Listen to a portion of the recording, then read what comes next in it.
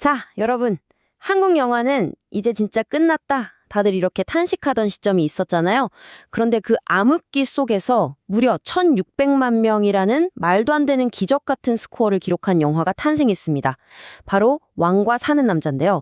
오늘 이 시간에는 도대체 이 역설적인, 이 미스테리한 흥행이 어떻게 가능했는지 그 경제학과 구조적인 이유들을 아주 낱낱이 파헤쳐보겠습니다. 이 성공이 얼마나 말이 안 되는 건지 감을 잡으시려면 당시 업계 분위기가 어땠는지를 먼저 짚고 넘어가야 하거든요. 지금 화면에 띄워드린 저 문구 보이시죠? 2025년 천만 영화 0편, 블록버스터 시대는 끝났다. 이게 과장이 아니라 당시 업계 전문가들의 찐 반응이었습니다. 넷플릭스 같은 OTT가 일상이 되고 티켓 값은 훅 뛰니까 다들 이제 극장은 끝났구나 하고 그냥 체념해버렸던 그런 암울한 시기였죠. 그래서 오늘 우리가 어떤 것들을 짚어볼 거냐. 화면에 정리된 것처럼 1번 산업의 위기부터 시작해서 비수기 선점 전략, 팬덤 잠금 효과, 공감 가치, 그리고 마지막으로 극장만이 가진 무기까지 이렇게 딱 5가지 핵심 포인트로 빠르게 훑어보겠습니다. 바로 가보시죠. 네, 첫 번째 파트입니다. 먼저 한국 영화 산업이 얼마나 위기였는지 그 맥락을 숫자로 한번 체감해 보겠습니다. 여기에 띄워드린 차트를 한번 쓱 보시겠어요? 막대 그래프 차이가 엄청나죠? 팬데믹 전만 해도 연간 극장 관객 수가 무려 2억 명을 훌쩍 넘겼어요. 1000만 영화도 펑펑 터졌고요. 그런데 오른쪽 2025년 그래프를 보시면요. 1000만 영화가 글쎄 0편입니다. 사람들이 집에서 뒹굴거리면서 OTT 보는 습관이 꽉 자리 잡으면서 극장판 메가히트작이라는 개념 자체가 아예 씨가 말라버린 겁니다. 사실 2024년 상황도 참담했잖아요. 수즈메의 문단속 같은 일본 애니메이션들이 극장가를 완전히 휩쓸었는데 우리 한국 영화들은 정말 힘을 못 썼거든요. 오죽하면 그 베테랑이신 장항준 감독님조차도 본인 영화 리바운드가 일본 애니메이션에 밀리는 걸 보고 신작 흥행은 기대도 안 한다고 털어놓으셨을 정도니까요. 그러니까 이 상황에서 1600만 흥행? 진짜? 단 한 명도 예상 못했던 수치였던 거죠. 자, 그럼 두 번째 파트로 넘어갈게요. 바로 이 영화가 택한 영리한 개봉 타이밍, 비수기 선점 전략에 대해 이야기해 보겠습니다. 지금 표를 보시면 경쟁작들이랑 개봉일 비교가 싹 되실 텐데요.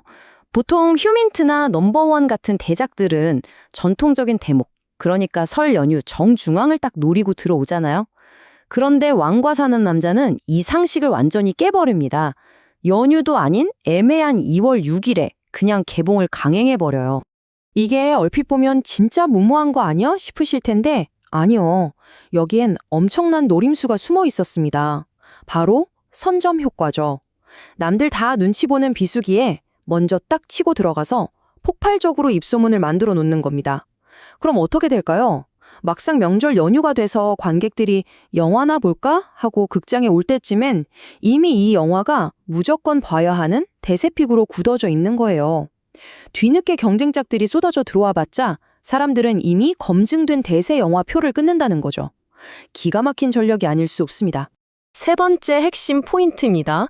도대체 누가 이 초반 흥행에 불을 지폈는가? 팬덤 마케팅과 잠금 효과에 대해 짚어보죠. 화면에 큼직하게 띄워드린 도넛 차트 한번 보세요. 가장 큰 파일을 떡하니 차지하고 있는 핵심 동력, 바로 2030 여성 관객층입니다. 아이돌 출신인 박지훈 배우를 캐스팅하면서 이분들의 마음을 제대로 저격한 거죠. 이 팬층이 초기 SNS 바이럴을 진짜 어마어마하게 터뜨려줬고요. 한 번 보는 걸로 안 끝납니다. 2차, 3차, 이른바 N차 관람을 엄청나게 끌어낸 거예요. 경제학에서는 이걸 잠금 효과라고 부르거든요. 아주 든든하고 충성도 높은 소비자층, 즉 팬덤이 초반 스코어를 꽉 잠가주면 그 압도적인 기세에 이끌려서 일반 대중들까지 자연스럽게 극장으로 빨려 들어오는 구조입니다. 특히 박주윤 배우가 연기를 너무 잘해서 아이돌 출신은 좀 그렇지 않나? 하던 대중들의 편견을 완전히 박살내버렸잖아요. 팬들 입장에서는 이게 또 너무 감동적인 성장서사거든요. 덕분에 초반 관객 이탈 없이 굳건하게 흥행 모멘텀을 꽉 잠가버릴 수 있었던 겁니다. 자, 네 번째 파트입니다. 이번은 이야기 자체가 가진 힘, 패배한 왕의 공감 가치라는 서사적 관점에서 한번 들여다보겠습니다. 우리가 아는 전통적인 사극 주인공들 생각해보세요. 이순신 장군, 정조대왕. 다들 승리하고 개혁하고 뭔가 엄청난 성취를 이루는 영웅들이잖아요. 그런데 이 영화의 단종은 완전히 다릅니다. 철저하게 패배하고 심지어 무력해요. 근데 진짜 재밌는 게 뭔지 아세요? 매일 치열한 경쟁에 치여서 녹초가 된 요즘 2030 세대들한테는 항상 이기기만 하는 완벽한 영웅보다 오히려 무력하지만 곁에 두고 싶은 이 인간적인 단종의 모습이 훨씬 더 깊숙이 와닿았다는 겁니다. 이게 바로 컨텐츠 비즈니스에서 요즘 제일 중요하게 따지는 공감 가치라는 건데요. 영화가 우리한테 세상은 이래야 해 하고 거창하게 가르치려 드는 게 아니라 관객들이 당장 현실에서 느끼는 팍팍함이나 피로감에 얼마나 다정하게 공명해 주느냐, 그게 핵심이거든요. 막 거대한 대의명분보다는 인간적인 연대, 사람과 사람 사이의 관계에 집중한 이 영화의 따뜻함이 지쳐있던 우리 현대인들의 텅 빈 마음을 그야말로 완벽하게 채워준 겁니다. 그리고 이 강력한 공감 가치가 스크린 안에만 머물렀을까요? 아니죠. 화면의 단계들처럼 영화 밖으로 튀어나와서 거대한 문화 생태계를 만들어냅니다. 영화 보고 감동받은 사람들이 서점 달려가서 조선왕조실록 관련 책을 막 사요. 판매량이 무려 2.9배나 뛰었습니다. 거기서 끝인가요? 단종 유배지였던 영월은요, 단 석 달 만에 작년 한 해 동안 온 관광객의 90%를 채웠어요. 훌륭하게 설계된 공간 가치 하나가 현실 경제까지 쥐락펴락하게 된 진짜 놀라운 파급력이죠. 이제 마지막 5번째 파트입니다. 그렇다면 이 OTT가 지배하는 시대에 극장이 내세울 수 있는 진짜 무기는 과연 무엇인가? 짚고 넘어가 봐야겠죠? 넷플릭스나 유튜브 볼 때 생각해 보세요. 알고리즘이 추천해주는 걸 내 방 침대에 누워서 혼자 보잖아요. 아주 철저하게 고립된 개인적인 경험이죠. 하지만 극장은 다릅니다. 이 커다란 스크린 앞에서 캄캄한 공간에 모인 수많은 낯선 사람들과 똑같은 타이밍에 숨죽이고 같이 울고 같이 웃거든요.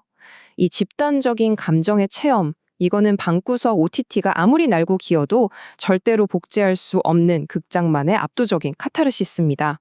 자, 그럼 오늘 짚어본 내용들을 요약해 보겠습니다.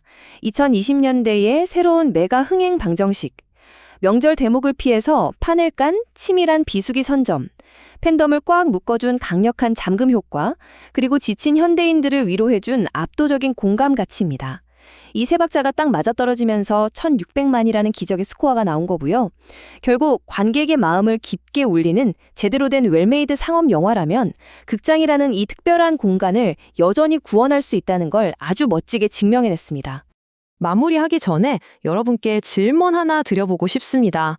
여러분은 이 영화 극장에서 몇 번이나 보셨나요? 그 어두운 극장 안에서 수많은 사람들과 함께 스크린을 올려다볼 때 어떤 장면이 여러분의 가슴을 가장 뜨겁게 만들었나요? 영화가 끝난 뒤에도 우리 삶에 이렇게 생생하게 이어지는 이 놀라운 감정의 여운을 한번 천천히 되새겨 보시길 바라면서 오늘 준비한 해설은 여기서 마치겠습니다. 지금까지 함께해 주셔서 감사합니다.